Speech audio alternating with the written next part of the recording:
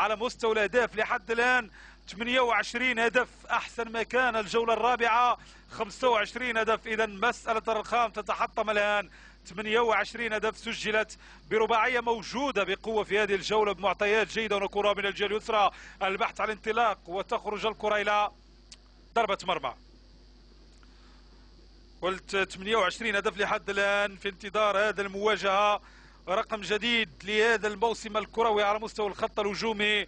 الكل يبحث عن الانتصار بخطط هجوميه من الاطر الوطنيه والاطر الحاضره في الدوري المغربي الاحترافي هذا الموسم. نتمنى ان تدوم اهداف وان تدوم ارقام وان تدوم فرجه ومتعه هذه الاماني نتمناه دائما، سواء كجمهور او كمعلقين ومتتبعي للشان الكروي.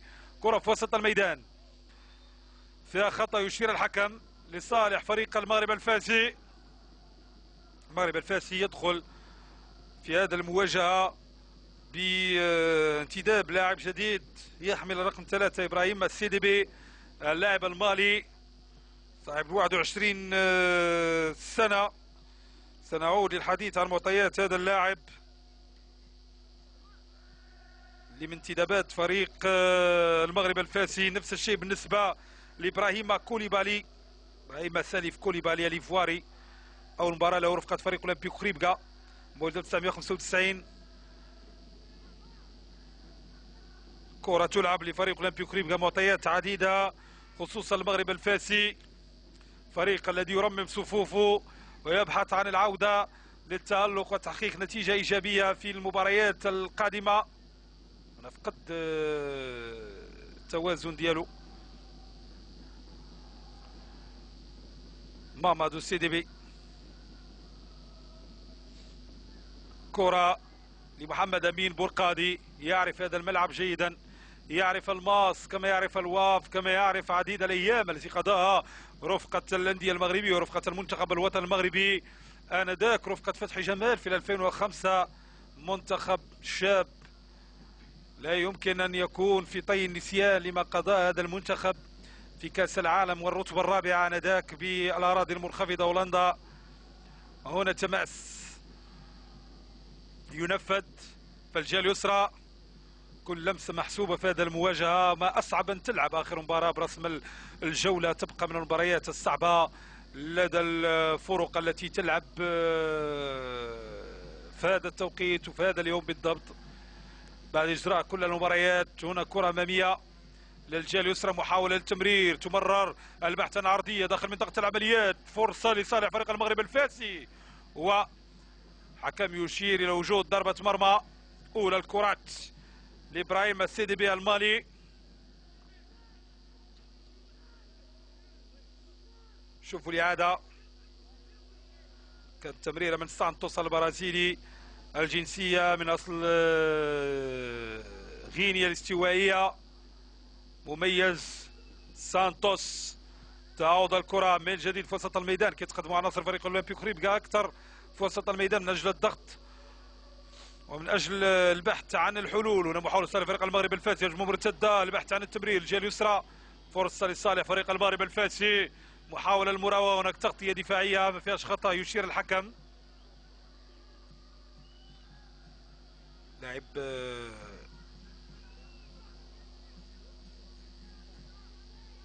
وسام بالبركة، عملية تنفيذ من جمعوي. فريق اولمبيك خريبكا وإن عانى الموسم الماضي لكن استمرار على مستوى الإدارة التقنية أفاد الفريق بشكل واضح لحد الآن بنتائج إيجابية يحققها هذا الموسم، وإن كان من الصعب الحديث عن بطولة هذا الموسم وعن المراكز بحكم أن 3 نقاط تجعل الكل يتقدم أكثر أو ينزل أكثر على مستوى سبورة ترتيب الدوري المغربي الاحترافي. ندية كبيرة هذا الموسم لحد الآن على مستوى الذهاب، صراع كبير بين كل الأندية المغربية في بطولة قد تكون استثنائية كما تتضح بعدد الأهداف التي سجلت والأرقام والمعطيات في الجولات التي مرت لحد الآن. وأكيد العقلية الهجومية باتت تترسخ في أندية أو في عقلية اللاعب المغربي والإطار المغربي وكذلك الأطر الحاضرة، لأن الكل أصبح يسجل أهداف وبطريقة جيدة وبطريقة تعطي متعة أكثر للمتفرج والمتتبع على البطولة الوطنية. محمد أمين بورقادي، كرة أمامية نحو التماس. ذكر أن فريق المغرب الفاسي يسرح كل من عماد موسمي وسمير بالكويتش بالتراضي، هو انتداب سي دي بي، ويؤكد الفريق أن انتداباته ستكون حسب احتياجات فريق المغرب الفاسي، واللي كتروح بين جوج حتى ثلاثه ديال اللاعبين اللي غيتم انتدابهم فريق المغرب الفاسي، لانهم كيوضعوا الثقه في العناصر الشابه، وكيعرفوا ان موسم ليس موسم بطوله بقدر ما موسم لترميم الصفوف وبناء فريق من اجل الدورات المقبله والمواسم المقبله. ولطالما كان فريق المغرب الفاسي يعول كثير لابناء الفريق، وكان مشتل لتقديم اللاعبين للانديه الاخرى. كرة من الجهة اليمنى، وإن عانى هذا الفريق من أزمات عديدة اليوم يبحث عن الخروج منها. يعني توقفت إضرابات اللاعبين وعديد الأشياء عن هذا الفريق الذي قلت يعتبر قيمة كبيرة كرة القدم الوطنية. هنا كرة أمامية، جوج ديال الفرق عندهم ألقاب، جوج ديال الفرق اليوم عندهم أسماء مرت على مستوى تاريخهم. وهنا كرة من الجهة اليسرى، أولمبيك خريبكا كذلك، كي لا ننسى بظهور عربي مشرف وظهور كذلك على مستوى البطوله على مستوى الكاس. كره في وسط الميدان صرف اولمبيك خريبكا، سي دي بي مقطوعه الكره، جوج ديال اللاعبين اسمهم سي دي بي، لاعب فريق اولمبيك خريبكا ولاعب فريق المغرب الفاسي. هنا كره من الجهه اليسرى، البحث عن الانطلاق، محاوله ابعاد الكره الى التماس بالفعل.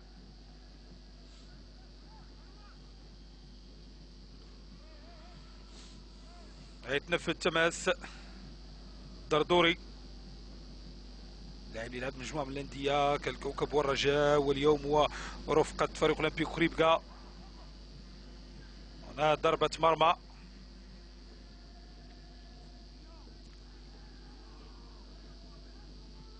حواصلي محاوله للتمرير وتماس، ترقب ومتابعة لهذه الدقائق التي تمر من الطرفين.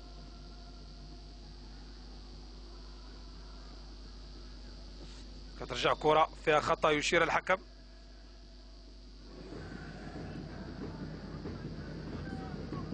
لعبت كرة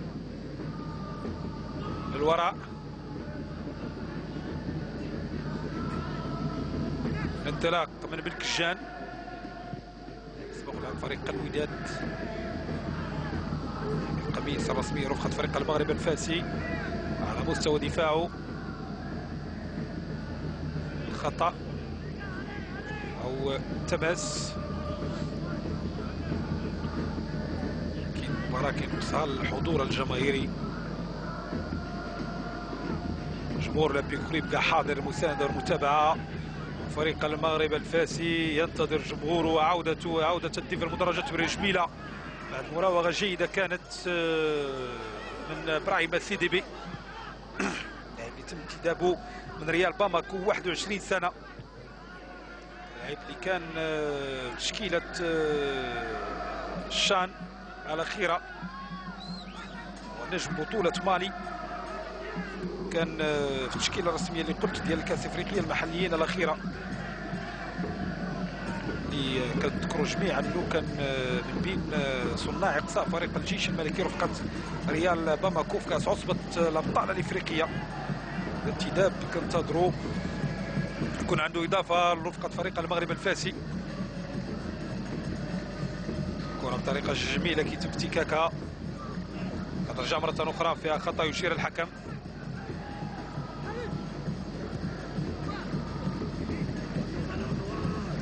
كرة بسرعة من كجان،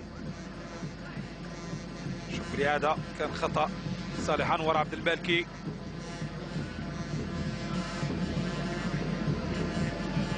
كجان الجهة اليسرى، تمريرة أمامية، تمرير كره عرضيه للجهه اليمنى، هناك محاوله للحفاظ على الكره كتضيع له الكره كتبقى جبل صالح الفريق الاولمبي كوريبكا من الجهه اليسرى، كيرفع كره اماميه فرصه صالح الفريق الاولمبي كوريبكا، البحث عن التحضير كترجع مره اخرى ما فيهاش خطا يشير الحكم تيبر كانين. كان خلف الكره الاخيره وكان تدخل من علي بدر السيله، لاعب اللي ضمن رسميه بحضوره للاعاده.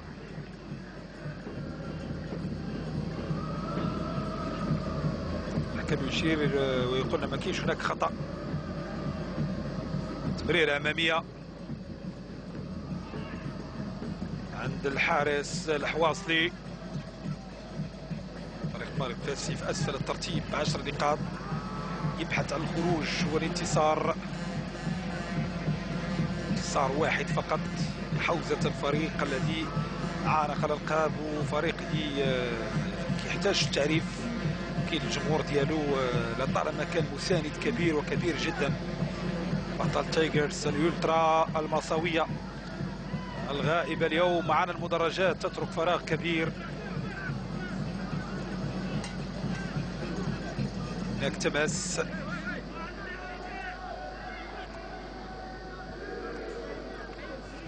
جا الوراء عند البرقاني، يرفع كرة عالية، خطأ. المكساوي كيلعب كرة بالكجان جانب المكساوي في الجهة اليمنى، غيبحث على المكساوي بالفعل. سوء التفاهم بينه وبين محمد التقناوتي. كتلعب كرة بسرعة، محاولة التمرير، كتمر محاولة صالح الفريق المغرب فاسي. هناك تدخل من الدفاع بطريقة جيدة، ما فيهاش خطأ يشير الحكم. و خطأ هذا المرة صالح يوسف جمعاوي بعد صراع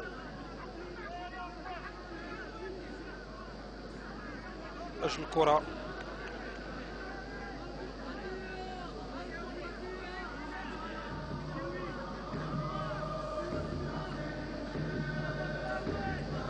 برقادي في التنفيذ، كيرفع كرة أمامية راسية كترجع مرة أخرى في وسط الميدان. صراع كبير في وسط الميدان بين الفريقين، هناك خطأ. الآن ما شفناش فرص حقيقية للتسجيل من الطرفين.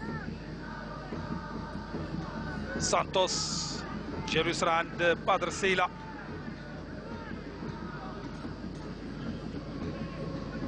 سيلة من اللاعبين الجيدين كذلك شكل فريق المغرب الفاسي. سيلة خطأ. 19 المغرب فاسي غير تبدا المجموعة من الأسماء، وتم تسريح وانتخاب مجموعة من الأسماء اللي كانت في حوزة الفريق واللي صمات على مواسم جيدة، والآن يغير الفريق الجيل ديالو بأسماء أخرى من مدرسة الفريق وأسماء تم استقطابها على مستوى التشكيلة. هناك كذلك هنا تسلل اولمبي كوريبكا نفس الشيء، كيعتمد كذلك على مجموعة من الأسماء تشكيلته هذا الموسم. المدرب فرانك ديماس رقم 768 لعب الكانو موناكو مارسيليا والانس ونيوكاسل قبل ان يعتزل سنة 2003 2004. لعب 602 ديال المباريات وما يقارب 602 ديال المباريات، سجل 14 هدف بعديد الأندية. كون الفرنسي لمدة 6 مواسم قادوا خلال هذه المواسم إلى صعود الدرجة الأولى مرتين. افينيون الفرنسي الموسمين كذلك ضمن الدرجة الثانية محاولة أخرى. مبارياته كمدرب 347 مباراة، أول تجربة له في التدريب على مستوى المغرب رفقة المغرب الفاسي. هنا سانتوس رقم 10 وعملية التنفيذ قد تكون من دردوري. كانين كيرجع المساندة في وسط الميدان، تغيير الجهة اليمنى اماميه مقطوعه كترجع مره اخرى في وسط الميدان. كره مرتده كتلقى عناصر فريق اولمبيك كريبكا كيسترجعوا الكرات بسرعه.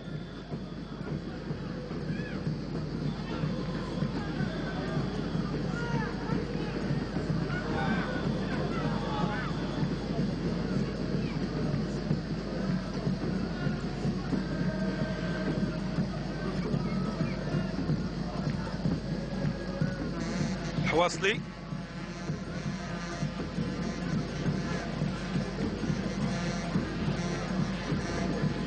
واصلي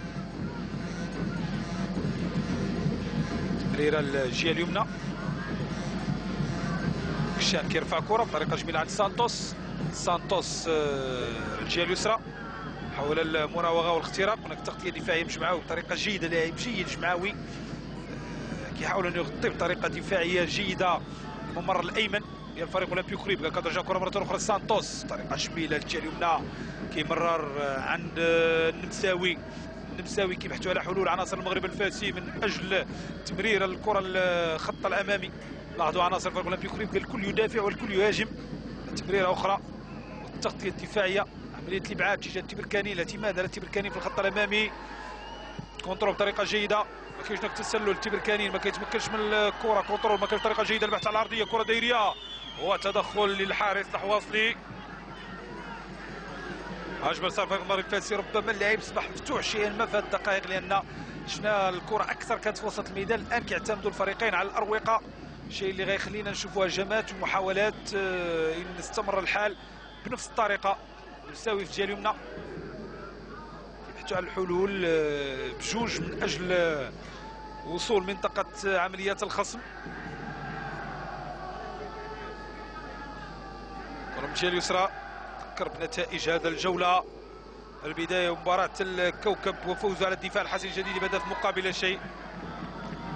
الوداد يتعادل امام الحسنية هدفين في كل الشبكة.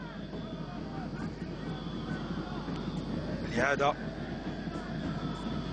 ثم الفتح يفوز على اولمبيكا ب4 اهداف مقابل لا شيء. نفس النتيجة كيفوز بها فريق الجيش الملكي على شباب الريف الحسيمي بميدانه. اتحاد مريخ ميسات ينهزم اليوم بميدانه ب4 اهداف مقابل 3 امام النادي القنيطري. 4 اهداف مقابل هدفين كيفوز المغرب التطواني على شباب الصنيفره.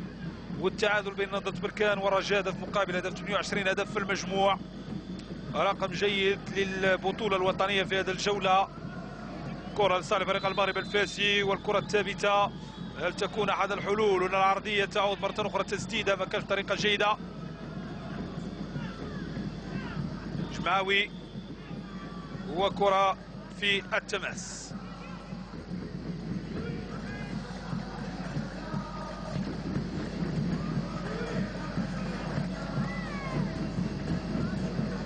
كرة أمامية للجهة اليسار فريق أولمبيك كريبكا حول التمرير.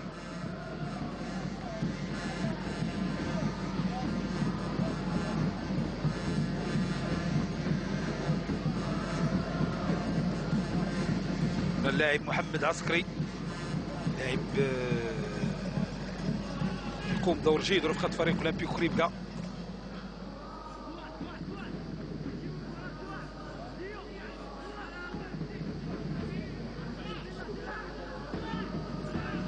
تلعب كرة من الجهة اليمنى كان بيشير لوجود خطأ صالح اللاعب عسكري.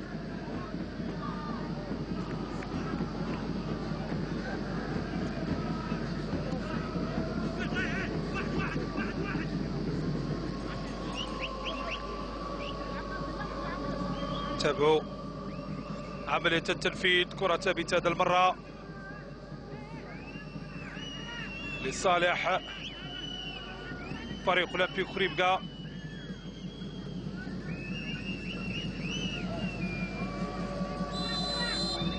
كتلعب بعرضية دايرية. هناك راسية تعود مرة أخرى لبعاد لصالح فريق المغرب الفاسي. بسرعة كيسترجع ناصر فريق أولمبيك كريبكا. البحث عن التمرير الجهة اليسرى. تبركانين كيرفع كرة دايرية.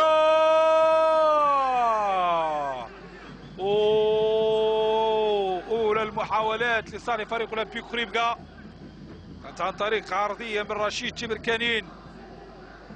لاحظوا الإعادة. تبركانين كيرفع كرة بطريقة جميلة ما تمكنش منها مهاجم فريق أولمبيك كريبكا. وعميد الفريق باكايوكو.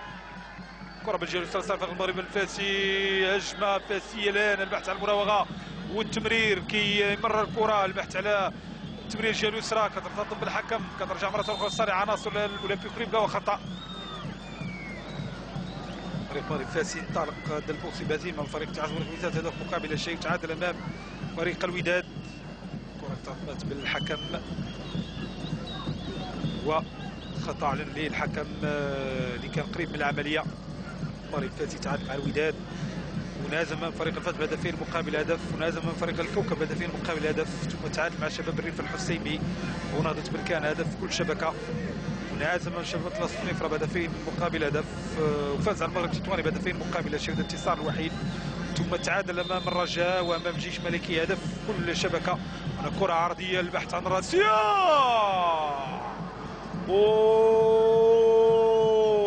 اخطر فرصة لفريق المغرب الفاسي عن طريق المدافع بن كشان، واحدة بواحدة. لاحظوا الإعادة وراسية، رأسية ما مشاتش بعيد على مرمى الحارس محمد أمين مرقاني. واحدة بواحدة على مستوى المحاولات. رجعوا لمباريات فريق المغرب الفاسي في هذا الموسم لحد الآن. قلنا أنه تعادل أمام الرجاء وأمام الجيش هدف كل شبكة، ونازم من الدفاع الحسن الجديد ب4 أهداف مقابل شيء، ثم تعادل اولمبيك اسفي هدف مقابل هدف، وامام حسن تقدير هدفين في كل شبكه.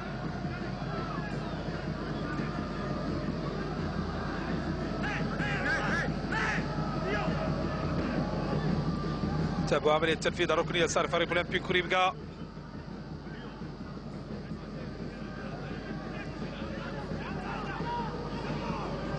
تابعوا هذه الركنيه،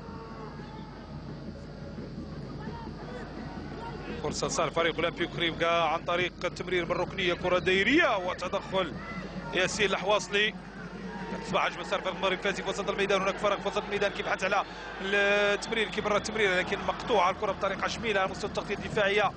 كتصبح هجمة صار فريق اولمبيك كريبكا في العمق التمرير والتغطية مرة أخرى. صراع كبير بين الفريقين عكس نتائج فريق المغرب الفاسي. فريق اولمبيك كريبكا كان بحضور جيد في مبارياته لحد الان، تعادل من فتح 0 مقابل 0 في اولى مبارياته، ثم فوز على الكوكب هدفين مقابل هدف، على شباب الريف الحسيمي هدفين مقابل شيء، نهزم امام نهضة بركان بهدف مقابل شيء، وعاد ينتصر امام شباب اطلس صنيفرة هدف مقابل شيء، ونهزم امام فريق المغرب التطواني بهدف مقابل شيء، وتعادل امام فريق الرجاء، ثم فاز على الجيش الملكي بهدفين مقابل هدف، وتعادل مع الدفاع الحسني الجديدي، وامام اولمبيك اسفي تعادل هدف في كل شبكه، نازل امام الحسنيه ب3 أهداف مقابل هدفين، وفاز على الاتحاد المغربي ب5 أهداف مقابل شيء، وبنفس النتيجه فاز على النادي القنيطري. واليوم يواجه فريق المغرب الفاسي، مواجهاته رفقه فريق قلماس في مباريات اللي تلعبات في هذا الملعب منذ موسم 2009 2010. فاز كان تعادل 0 مقابل 0، نفس النتيجه موسم 2010 2011، ثم فاز موسم 2011 2012 على المغرب الفاسي فريق اولمبيك كريبكا بهدفين مقابل هدف، و2012 2013 فاز المغرب الفاسي على اولمبيك كريبكا بهدفين مقابل لا شيء، وفاز المغرب الفاسي الموسم الماضي ب3 أهداف مقابل هدف. هذه نتائج الفريقين في المباريات اللي تلعبات في هذا الملعب في المواسم الاخيره. كره من جديد في وسط الميدان،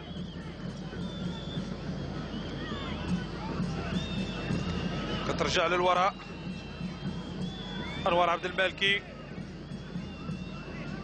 الكشان،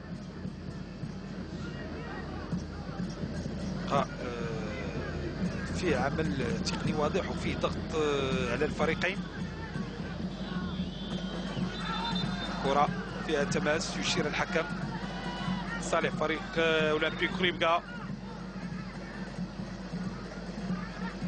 كذلك مميز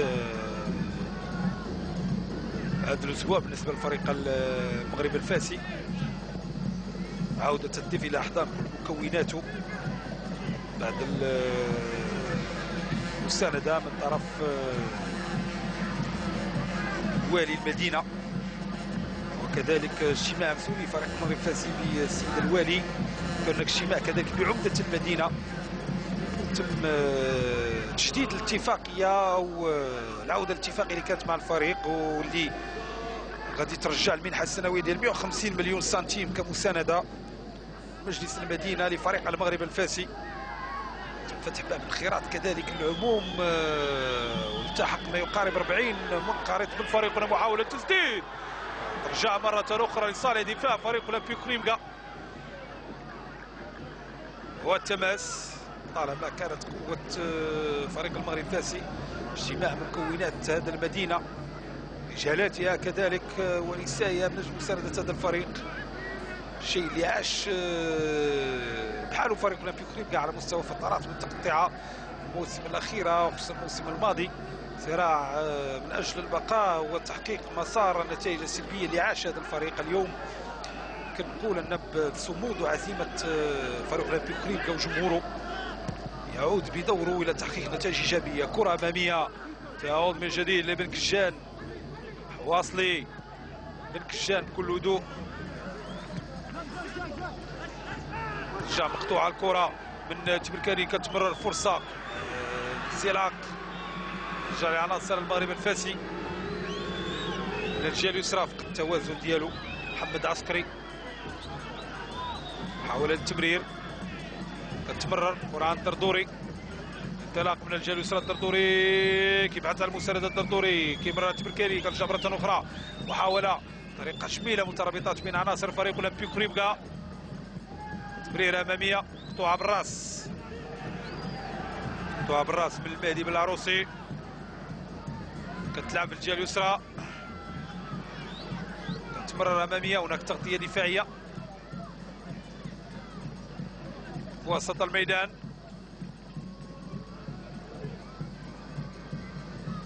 الجهه اليسرى هناك تسلل يشير الحكم المساعد الثاني حفيظ عبد الرحيم. 28 دقيقة، 0 مقابل 0.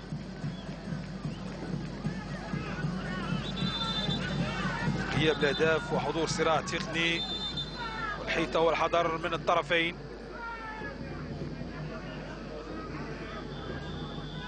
واصلي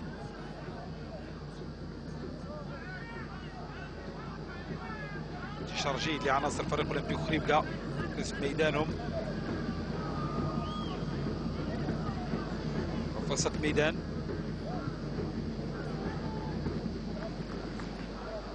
بسرعه كيسترجع عناصر فريق اولمبيك كريمكا، هذه المره العناصر المغرب الفاسي كترجع من جديد، بناء هجومي من كجان، ضغط عناصر اولمبيك كريمكا كيخلي عناصر المغرب الفاسي يلعبوا اكثر الكره في الخلف في نصف ميدانهم، لان كنقولوا دفاع متقدم طرف اولمبيك كريمكا، والضغط على الخصم من اجل البحث على اي خطا ممكن يصبح ويشكل خطوره على مرمى الخصم. هذا الشيء اللي كيقوم به فريق اولمبيك كريمكا.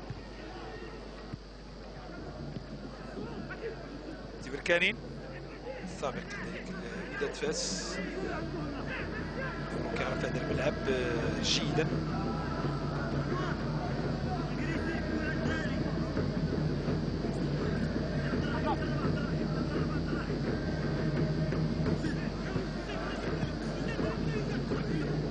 رجع للتماس، تكلمنا على اللاعب اللي تم انتدابه من فريق المغرب الفاسي، طرف فريق المغرب الفاسي. هناك كذلك ابراهيم سالف كوليبالي اللي قلت مولود 1995، اول مباراه له ورفقه فريق اولمبيك كريمكا، قادم من اكاديميه تمادو ديالو. هنا محاوله وحكم يتدخل ويشير لوجود خطا للحارس حواصلي.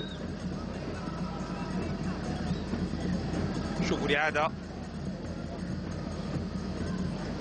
حاولوا يبعد الكره، كان هناك تدخل واصطدام مع مامادو سيديبي.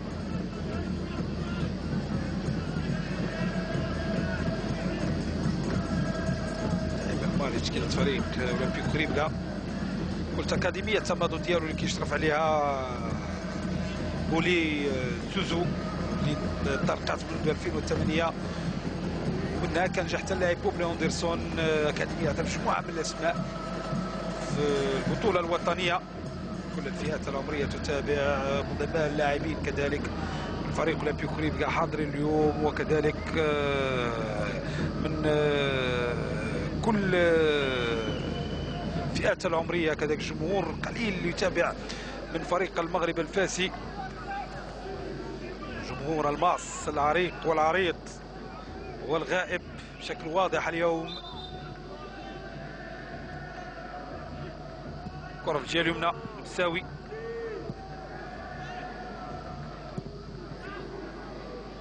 كرة أمامية،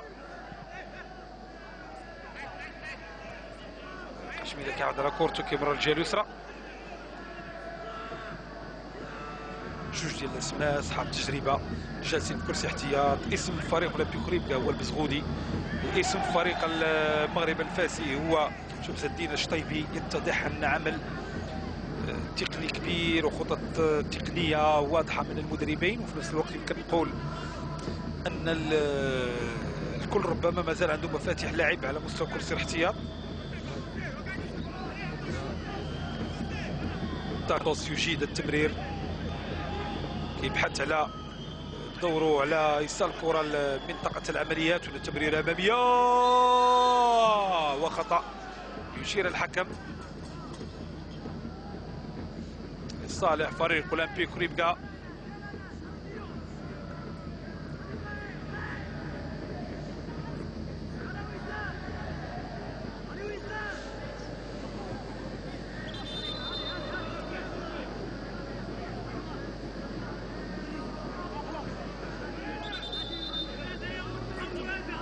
محمد امين برقادي في عمليه التنفيذ.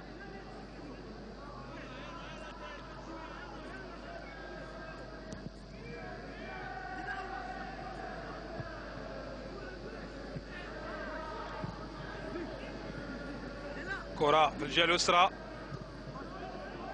هناك تماس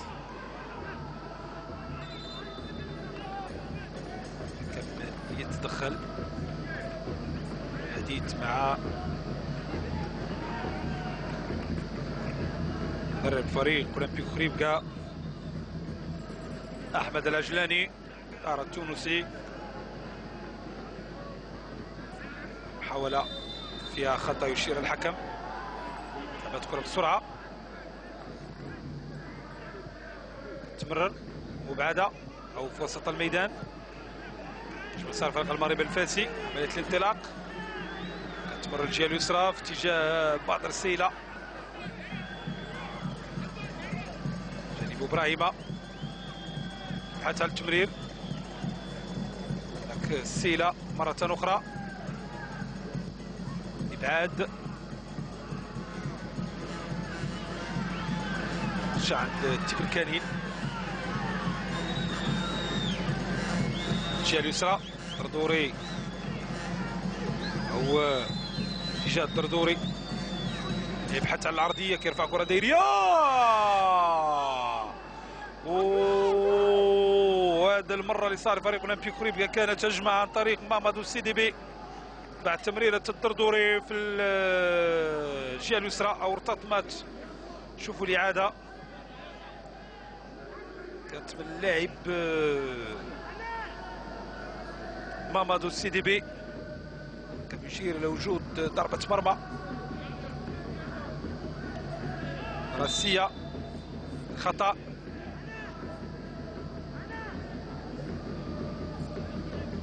كلها على أعصابه عشاق فريق المغرب الفاسي.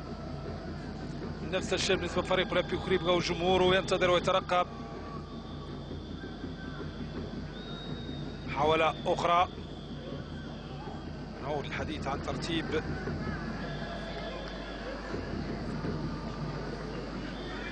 الدوري المغربي الاحترافي. كرة أمامية، فرصة داخل منطقة العمليات، كيلعب كرة الجهة اليسرى. السيلة يحافظ على كورتو وتماس. كروب ترتيب فريق الوداد في المركز الاول ب 25 نقطه، يلي الكوكب 24 نقطه، ثم اولمبيك كريبكا في انتظار نتيجه المباراه في المركز الثالث 22 نقطه، رفقه فريق الرجاء 22 نقطه في المركز الرابع. والمغرب التطواني يرتقي للمركز الخامس ب 21 نقطه، رفقه فريق الفتح والحسنيه. على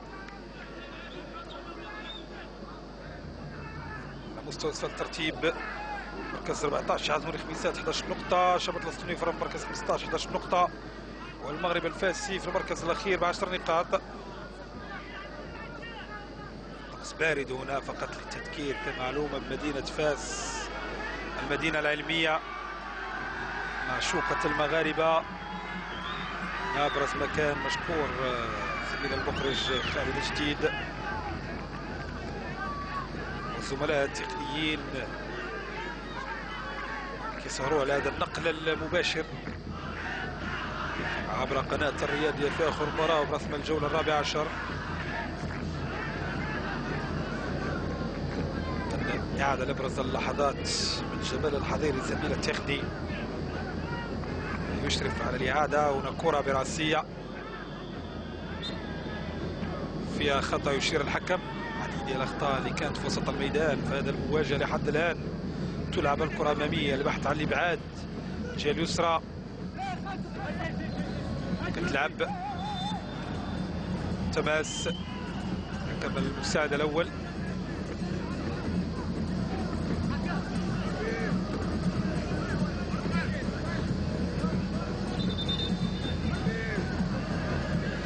سينفذ التماس عن طريق عمر النمساوي.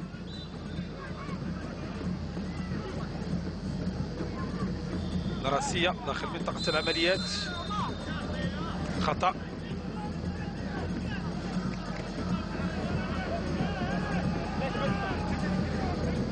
بركة يعرف جيدا الفريق الاولمبي كريبكا. أصدقاء الأمس يواجه أصدقاء الأمس في هذه المواجهة الشيء من عبد الحراري اللي كان حاضر في كأس السوبر مثل فريق المغرب الفاسي يحضر بدوره. هنا محاولة والبحث عن الإبعاد،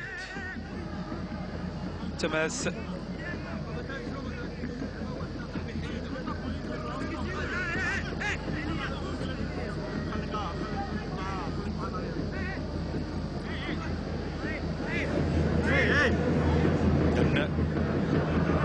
تماس فرصة احتياط المغرب الفاسي. أشرف الشرقي وسعيد حمولي زكريا اسماعيلي وانور العزيزي وشعيب خضير وشمس الدين الشطيبي وجلال مصلح. تمر الكرة بجيري بلا فرصة ثابتة للمغرب الفاسي، تمريرة هناك تغطية دفاعية وعودة من الخلف لأجل إبعاد الخطورة. تسالية كبيرة من طرف عناصر أولمبيك كريبكا ومرة أخرى في وسط الميدان. البحث عن الانطلاق رجع عند النمساوي، النمساوي كيمرر الهدوء، رجع الجهة اليسرى من سي دي بي، كتلعب بطريقة جميلة. صار فريق المغرب الفاسي الجهة اليسرى عند علي بدر سيلة كيرفع كرة عالية والتغطية الدفاعية وركنية بعد تدخل من أسامة مسكوري.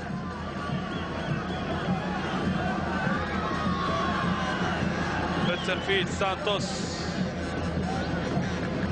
هل تأتي الحلول عن طريق كرة ثابتة في هذه المواجهة من الطرفين؟ لأن الهجمات لحد الآن تبقى عقيمة من كل فريق. هنا كرة عرضية تلعب مرة أخرى، بحث عن الإبعاد والتماس.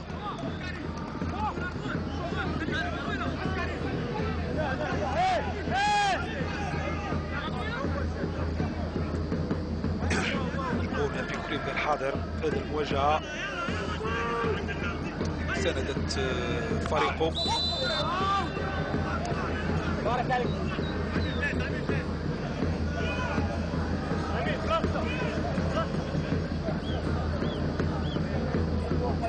على نتائج الفريقين على مستوى الدورات التي مرت لحد الآن في الدوري المغربي. اولمبيك كريبكا فاز 6 مباريات، تعادل في 4 ونهزم 3 مباريات. خط وجوب 12 هدف، تخلي 8 ديال الاهداف.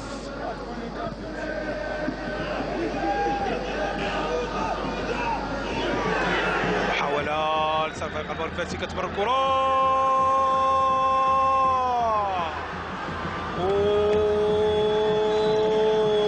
وسام البركه في ابرز فرصه للمغرب الفاسي، وتدخل جيد لمحمد امين البرقادي. لاحظوا الاعاده، تمريره على المقاس وبحث على التسديد الزاويه اليسرى لمحمد امين البرقادي اللي عرف كيفاش يبعد الكره ديالو. جمهور الماس وجمعيات الماس الحاضره تلعب الكره دايريه راسيه، كترجع مره اخرى البحث عن التحضير، كتسدد لكن ضعيفه.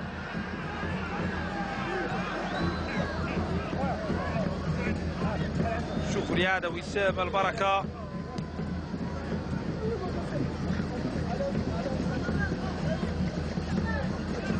كره عند الواصلي، اهداف عديده قلت، كتبقى الانديه اللي جدات اكثر عدد من الاهداف. على راس فريق الحسنيه 26 هدف، نادي الوداد 21، المغرب تطواني 20 هدف. الكره كتلعب في الجهه اليمنى، حول التمرير مرة أخرى، تصبح لعناصر أو خطأ يشير الحكم صالح فريق أولمبيك كريبكا. تدخل من يوسف السكتيوي، أخذ هذه السكتيوي عائلة كروية. هذا السكتيوي مدرب فريق الحسنية، وطارق السكتيوي مدرب فريق وداد فاس.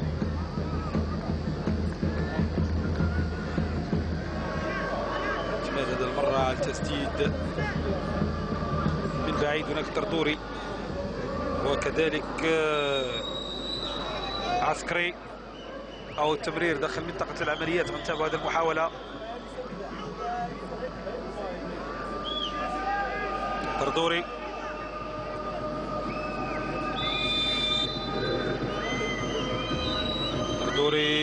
كيسدد كرة لكن بعيدة جدا عن مرمى الحارس الحواصلي.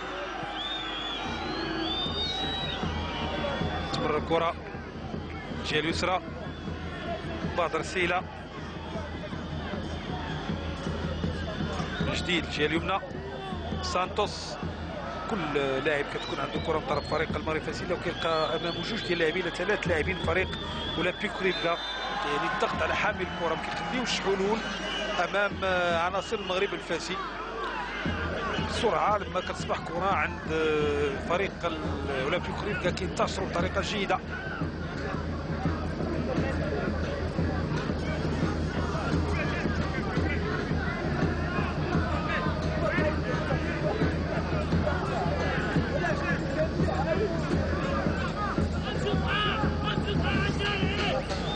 تابعوا هذه العملية، فرصة لصالح فريق المغرب الفاسي. تلعب الكرة دايرية وتدخل محمد امين البرقادي في هذه المحاولة، واجمل صالح فريق اولمبيك كريبكا. امامية هناك تغطية من الدفاع، كتلعب مرة اخرى من الجهة اليسرى، وخطأ يشير الحكم.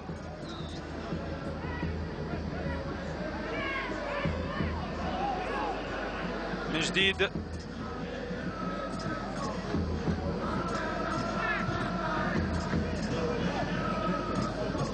رجع عند الدفاع لفريق اولمبيك كريبكا.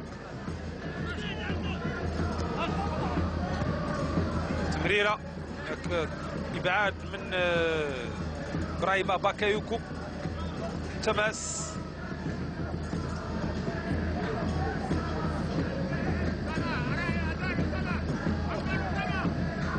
ثواني معدودة نهاية الجولة الأولى، 0-0 بين الفريقين.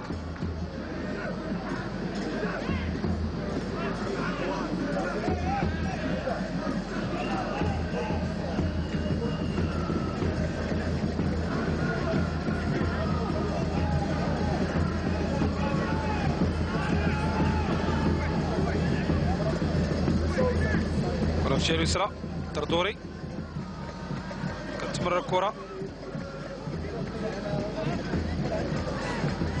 استرجاعها من سكتيوي، كتلعب الجهة اليمنى محاولة للتغطية بالفعل كيسترجع عناصر الفريق الاولمبي خريبكا سرعة عناصر الفريق الاولمبي خريبكا كتمرر كترجع مرة أخرى بالكجان. سانتوس التفاهم بينه وبين النمساوي كترجع هجمة لصالح عناصر الاولمبي خريبكا عرضية انسلاق عدد من اللاعبين شفنا من فقدوا التوازن ديالهم. كان انسلاق التمريرة الجهة اليسرى تلعب أمامية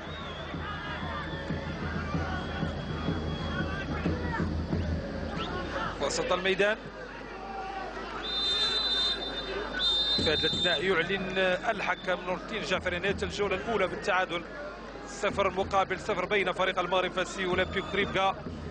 مشاهدينا نلتقي مع بداية الجولة الثانية إن شاء الله.